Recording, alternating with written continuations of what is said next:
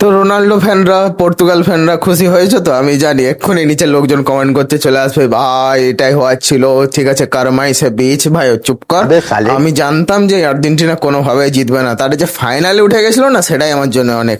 কিন্তু পরন্তু এটা না বললেই নয়, Spain is the most deserving team to win this world cup. ভাই তুই একজনের উপর ডিপেন্ড করে ওয়ার্ল্ড কাপ জিততে পারিস না। ইয়াস, ফাইনাল অব্দি উঠতে পারিস, ঠিক আছে, তুই একটা ম্যাচ বের করে দিতে পারিস, কিন্তু ওয়ার্ল্ড কাপ জেতা is totally depends on the team. এবং স্প্যানিশ ন্যাশনাল টিম সেটা দেখিয়েছে যে কেন তারা এই ডিজার্ভ করে এই ওয়ার্ল্ড কাপটা জেতার জন্য।